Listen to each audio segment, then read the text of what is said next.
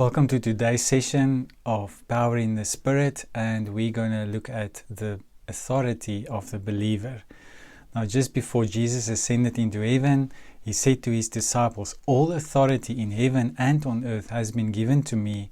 Therefore go and make disciples of all nations." So we have been given this authority that Jesus had. Now today in this session I just want to have a look at some vital thoughts on authority, and then also the battle for authority. The first thing that I want to say is that when someone has been given the authority, that person must carry out the will and the desire of the person in whose place he or she is. The second point is that the level of power that a person has that has been delegated authority is the same as the person in whose place he or she is. The third point is that authority is different from power. Authority is basically permission given, whilst power is a force, the strength or ability.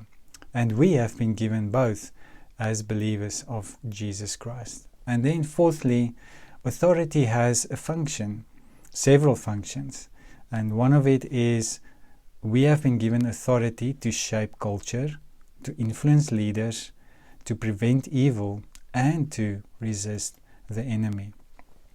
Now there has been a battle for authority since the beginning of this world, and I want to say even before the creation of the world, when the devil was thrown out of heaven. Now God exercised his authority and power when he created the heavens and the earth, and when he created man and woman. And we read of that in Genesis 1, John 1, and even in Colossians 1. And then God delegated that authority to man and woman to shape and influence the earth for his glory.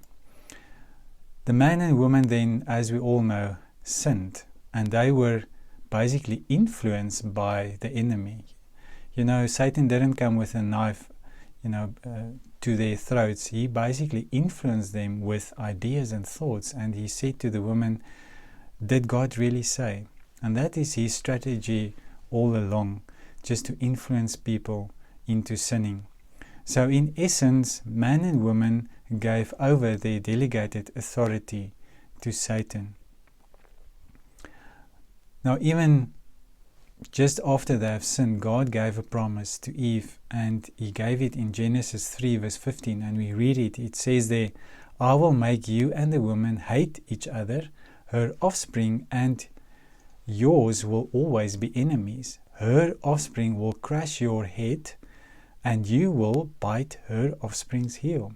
So basically what God is saying here, that one day Christ will come to the earth and he will crush the enemy. He will crush the head, but the enemy will try and bite the offspring's heel, but he will not succeed. So that is a promise that God has given in the Garden of Eden.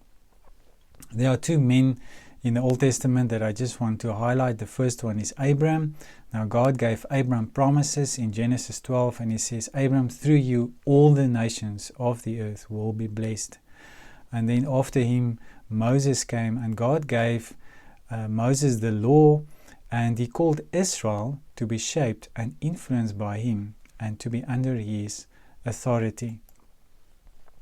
If we fast forward, we see that when Jesus came to this earth, he lived a sinless life. He died a sacrificial death on the cross, and he was resurrected.